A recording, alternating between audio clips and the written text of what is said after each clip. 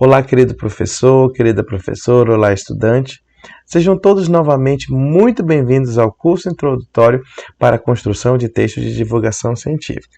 Eu sou o professor Jonatas Brasil Lopes, mestre em ensino, e estou lhe auxiliando nessa caminhada. Na aula de hoje, nós iremos abordar o parâmetro interlocução direta com o leitor. O seu texto já está tomando forma. Você já tem o título, imagens, os conhecimentos comuns que precisam ser apresentados e você também já preparou a sua lista dos termos técnicos e científicos que precisam ser apresentados para o seu público-alvo. Na nossa aula de hoje você irá aprender como utilizar uma linguagem que venha a cativar o seu leitor e que ele consiga ter a comunicação com as informações que você estará apresentando do conhecimento científico. Vamos lá! O parâmetro interlocução direta com o leitor, ele vai simular uma interação, um diálogo entre o autor e a audiência. Ou seja, é um diálogo entre o autor e o público-alvo.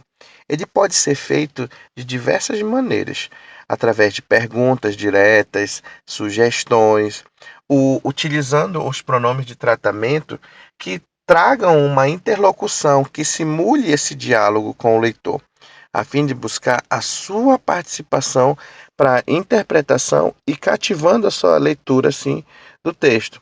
Ele é utilizado em momentos apropriados para questionar, para despertar o interesse. Na rubrica do parâmetro interlocução direta com o leitor, nós também perceberemos os níveis que distinguem a qualidade dessa interlocução. Um texto de divulgação científica que se enquadre no nível avançado, ele vai apresentar essa intenção de simular um diálogo entre o autor e a audiência. Ele podendo ser feito por meio de perguntas diretas, sugestões, a utilização dos pronomes de tratamento, trazendo essa cativação para a leitura do texto. E neste nível avançado, essa intenção de simular o diálogo, ela é apresentada de forma coesa e coerente, ou seja, elas se apresentam em momentos oportunos para a apresentação dessas perguntas. Ou seja, você consegue perceber que há uma programação, uma preparação para a utilização dessa interlocução. Já um texto de divulgação científica no nível médio, ele pode até trazer essa intenção de simular um diálogo, mas as perguntas, os direcionamentos, as sugestões, a utilização do pronome de tratamento, elas não são colocadas de uma forma coesa e coerente com o texto. Elas podem ser colocadas apenas uma vez, ou elas podem ser mal planejadas no decorrer do texto, causando uma quebra na leitura, na coerência e na coesão. Já um texto de divulgação científica que se apresente no nível básico, ou seja, no nível iniciante, ele não traz o uso desses termos e expressões a fim de construir esse diálogo. Então, a falta desses tipos de proposições que venham trazer essa interlocução, elas podem acarretar num distanciamento, prejudicando assim o melhor alcance da audiência.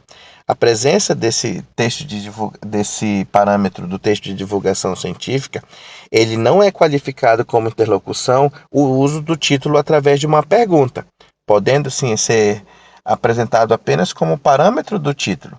Um questionamento na pergunta, ele apenas reflete a informação que se quer trabalhar no texto. Não pode ser considerado assim como uma interlocução.